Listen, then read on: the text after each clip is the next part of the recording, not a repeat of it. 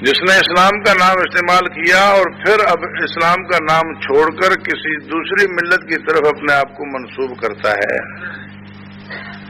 یا اسلام کا نام چھوڑ دیا اور کہتا ہے میں مسلمان نہیں ہوں، ختم، آگے مطلقاً کسی دین اور مذہب کو قبول ہی نہیں کرتا، جیسے دہری ہیں، تو یہ مرتد ہے۔ اس کے ساتھ کسی قسم کا کوئی تعلق نہ ایمانی بنیاد پر کہ مومن تو ہے ہی نہیں، نہ انسانی بنیاد پر کوئی تعلق رکھنا جائز نہیں۔ ہاں حکومت اسلامی ہو، اس سے استتابہ ہے، اس کو توبہ کی ترغیب دی جائے گی، توبہ کی تلقین کی جائے گی، توبہ طلب کی جائے گی کہ بھائی سدھر جا،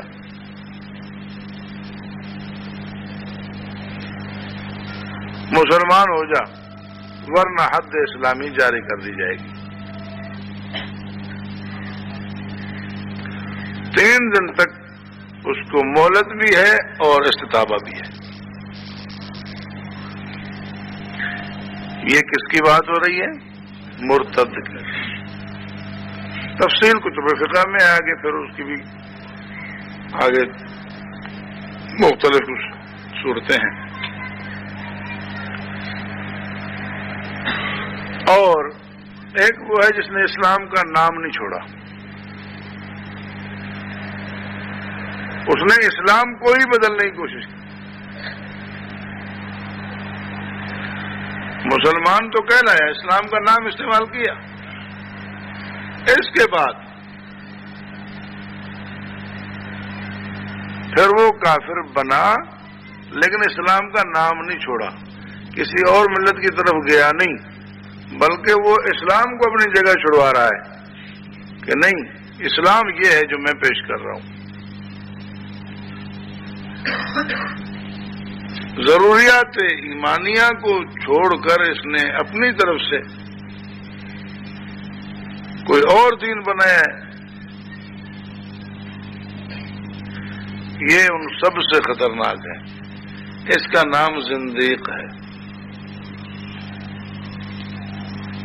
دیکھیں مرتد سب سے خراب تھا اس لیے کہ وہ اسلام سے بدزن کرتا ہے کہ یہ جو مسلمان ہو گیا تھا اب اس نے مسلمانی چھوڑ دی ہے، اس کا مطلب ہے کہ اسلام میں مسلمانوں میں اس نے کوئی خرابی دیکھی ہے، اس لیے تو اس نے مسلمانی چھوڑ دی۔ تو مرتد کے لیے سخت سزا ہے کہ یہ اسلام سے بدزن کرتا ہے لوگوں،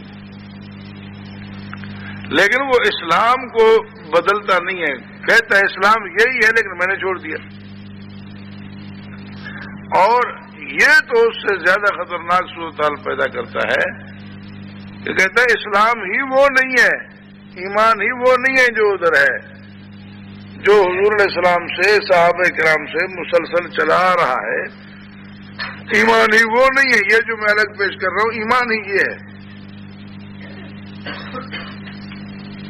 اب اگر کوئی باہر سے آنے والا شخص مسلمان بننا چاہے تو وہ پریشان ہو جاتا ہے، بھئی میں جو مسلمان بنوں تو ایمان یہ ہے یا یہ ہے؟ یہ نقلی مال بازار میں لاتا ہے۔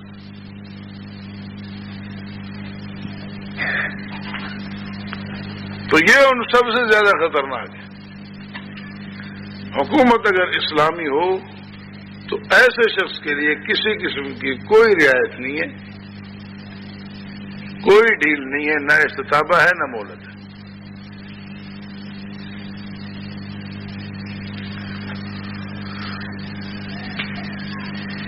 یہ جو کفر زندقہ ہے یہ اس دور میں پیدا نہیں ہو سکتا تھا۔ یہ جو 4 قسمیں بیان کی گئیں، کفر انکاری، جہودی، عنادی اور نفاق،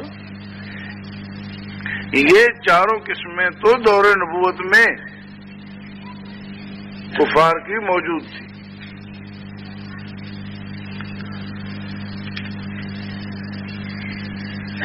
ان میں بھی کفر نفاق جو ہے 4تھی قسم، وہ ہجرت سے پہلے کمیاب، ہجرت سے پہلے کفر نفاق نہیں ہے۔ کیونکہ چاپلوس پیدا جب ہوتے ہیں، چاپلوس پیدا تب ہوتے ہیں جب خوشامد کی ضرورت پیش آئے، جب ظاہری ٹھاٹھ باٹھ، ظاہری روبتاب، ظاہری قوت شوکت حاصل ہو جائے۔ تو مکے میں مسلمان مار کھا رہے تھے، ان کی خوشامد کی کیا ضرورت تھی؟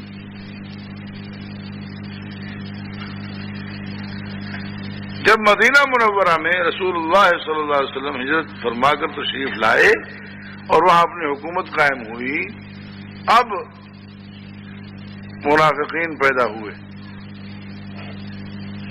جو سچے مسلمان ہوئے وہ تو سچے مسلمان ہوئے، اور جنہوں نے کافروں سے بھی مسلمانوں سے بھی بنا کے رکھنے کی کوشش کی کہ جس طرح کے حالات ہوں گے چڑھتے سورج کا سلام کریں گے، وہ لوگ منافق ہوئے۔ تو یہ چوتھی قسم جو ہے یہ ہجرت کے بعد کی پیداوار ہے، اور اس وقت چونکہ یہ نہیں کہا جا سکتا تھا کہ اسلام یہ ہے الگ کوئی اور دین بنا کر، کیونکہ سیدھا دور نبوت ہے، وحی کا دور ہے، اس لیے کوئی اور اسلام اس وقت نہیں بنایا جا سکتا تھا۔ یہ کفر زندقہ جو ہے یہ بعد کی پیداوار ہے۔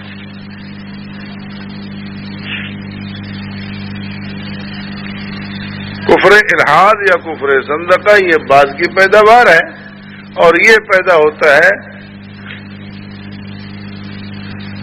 عقائد اسلامیہ میں شکوک پیدا کرنے سے،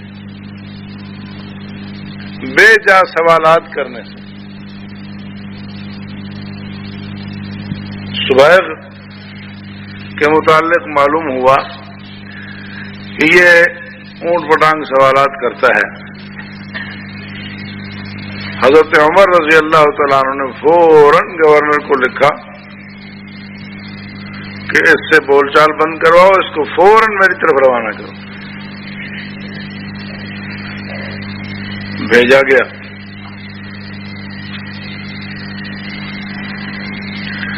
اب یہ ابتدا تھی، اونٹ پٹانگ الٹے سیدھے سوالات کرتا تھا،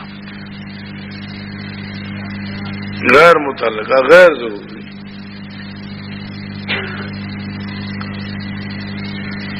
لا کر بٹھایا گیا۔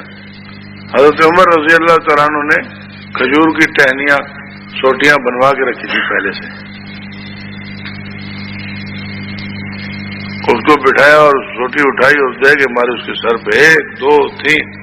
پہلے تو پوچھا نا، ہاں کیا بات ہے، کیا محسوس کرتا ہے؟ کہتے ہیں کچھ سوالات ہیں ذہن میں۔ اچھا کیا؟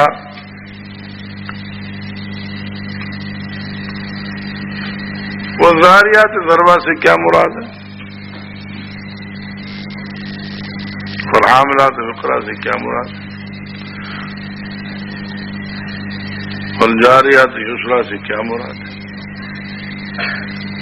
حضرت عمر رضی اللہ تعالیٰ عنہ نے جواب دیا، ہر ایک سوال کا جواب دیا، اور فرمایا لولا انی سمعت رسول اللہ صلی اللہ علیہ وسلم، اگر میں نے رسول اللہ صلی اللہ علیہ وسلم سے یہ بات نہ سنی ہوتی تو میں نہ کہتا۔ لیکن ان کے سوالوں کا رخ سمجھ گئے کہ ان کا سوال جو ہے وہ عمل کرنے کے لیے نہیں ہے، فتنہ پھیلانے کے لیے۔ سوٹی اٹھائی اور ادھر ادھر نہیں، سیدھے سر پہ دے ماری، 1 2 3 مسلسل، سارا لہولہان ہو گیا۔ کہتے ہیں امیر المومنین بس میرے دماغ سے سارے سوالات نکل گئے۔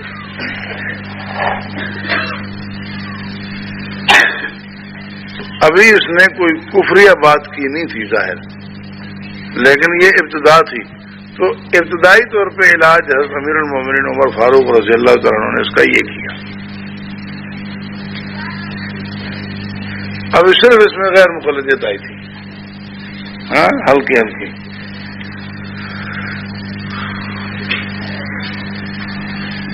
اس سے آگے جب مسئلہ پہنچتا ہے تو پھر تو یہاں تک ہے کہ صحابی رسول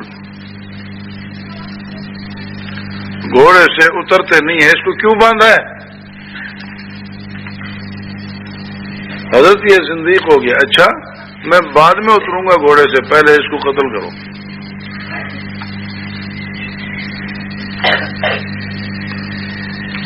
آپ گھوڑے سے تو اترے.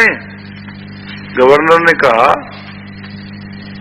وہ حضرت معاذ رضی اللہ تعالیٰ عنہ ہے، کہ آپ گھوڑے سے تو اترے، اس کو اسی لیے لائے ہیں. اور نہیں، گھوڑے سے بعد میں اتروں گا، پہلے اس کو قتل کرو. اس کے لیے کوئی مہلت سوال جواب نہیں ہے، یہ اور لوگوں کو خراب کرے گا.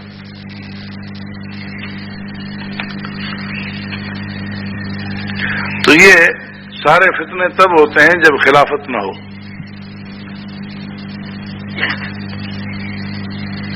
اگر خلافت اسلامیہ ہو تو یہ شرارتیں پیدا نہیں ہوتی، اور پیدا ہوتی ہیں تو پیدا ہوتے ہی دم توڑ دیتی ہیں. اللہ تبارک و تعالی